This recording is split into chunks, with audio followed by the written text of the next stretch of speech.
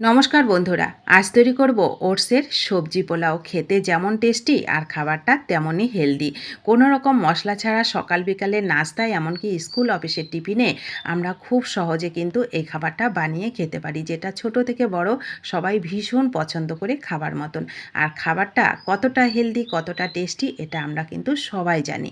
তো এটা তৈরি করতে আমার তেমন কোনো উপকরণ লাগবে না। আপনার হাতের কাছে যে উপকরণগুলো থাকবে আপনি সেটা দিয়েই তৈরি করে নিতে পারবেন।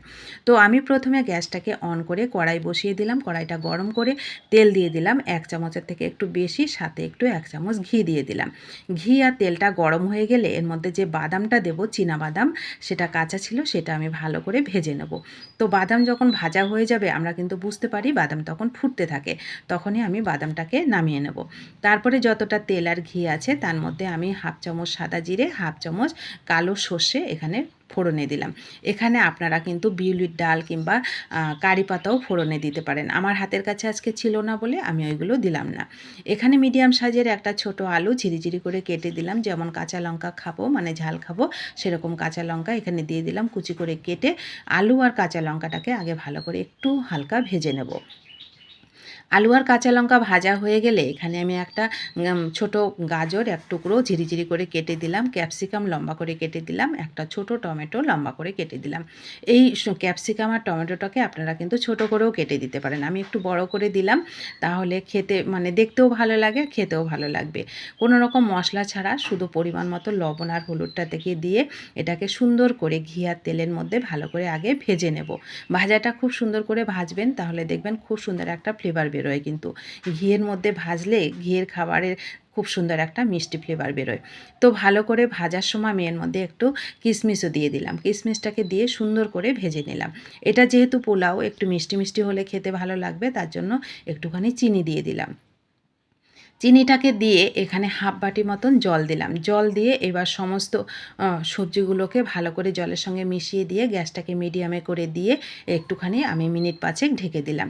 মিনিট 5 ঢেকে দিলেই কিন্তু এটা খুব সহজে সেদ্ধ হয়ে যাবে। দেখুন সব সবজিগুলো কিন্তু আমার সেদ্ধ হয়ে গেছে। এইবার যতটা জল আছে, মানে ঝোল আছে, এর মধ্যে আমি 1 বাটি ওটস দিয়ে দিলাম।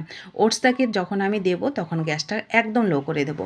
দিয়ে এর মধ্যে আমি বাদামটাকে, যে ভাজা বাদামটা ছিল, বাদামটা আপনারা আগেই দিতে পারেন, তো পরে দিলেও হবে। তো দেখুন আমি বাদামটা যেহেতু ভাজা ছিল, তো ওটসের সঙ্গে সুন্দর করে মিশিয়ে নেব। গ্যাসটাকে কিন্তু অবশ্যই লো করে রাখবেন, নয়তো কিন্তু নিচের থেকে লেগে যাবে। তো ওটসটা সুন্দর করে মেশানো হয়ে গেলে দেখবেন জলটা কিন্তু শুকিয়ে যাবে। এই সময় আবারও বলছি গ্যাসটা লো করে রাখবেন। আমি 1 চামচ ঘি দিয়ে দিলাম।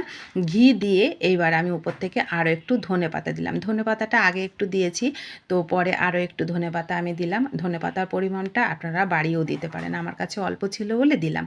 খুবই সামান্য একটুখানি জল দিয়ে গ্যাসটাকে একদম লো করে দিয়ে আমি আরও 5 মিনিট এটাকে ঢেকে দিলাম। দেখুন কত সুন্দর একদম ঝরঝরো, মানে ঝরঝরা ওটসের পোলাও কিন্তু আমার রেডি হয়ে গেল। খুব সহজ তৈরি করা, অনায়াসে আমরা কিন্তু সকাল বিকালে নাস্তা এবং স্কুল অফিসের টিফিনে আমরা তৈরি করে নিতে পারি।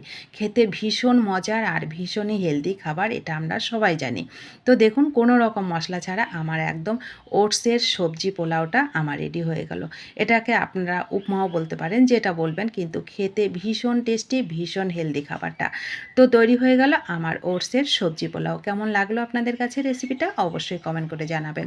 ভালো লাগলে বাড়িতে তৈরি করে খাবেন এবং আপনাদের প্রিয়জনদের সঙ্গে শেয়ার করবেন। নতুন বন্ধু হলে চ্যানেলটা সাবস্ক্রাইব করে প্লিজ আমার পাশে থাকবেন। আর ভিডিওটিতে প্লিজ একটা লাইক করবেন। আপনাদের একটা লাইক পরবর্তী রেসিপি তৈরি করতে অনেকটা উৎসাহিত করে। তো সকলে ভালো থাকবেন, সুস্থ থাকবেন। এই সুন্দর হেলদি খাবারটা যদি এখনও না খেয়ে থাকেন, একবার অনুরোধ করব এইভাবে তৈরি করে খেয়ে দেখবেন, অনেক মজা পাবেন। যারা ওটস খেতে একদম পছন্দ করেন না তাদেরকে বলবো একবার এইভাবে খাবারটা তৈরি করে খেয়ে দেখুন, দেখবেন কোনো রকম সমস্যা হবে না আপনাদেরও ভীষণ মজার লাগবে। তো সবাই ভালো থাকবেন, সুস্থ থাকবেন।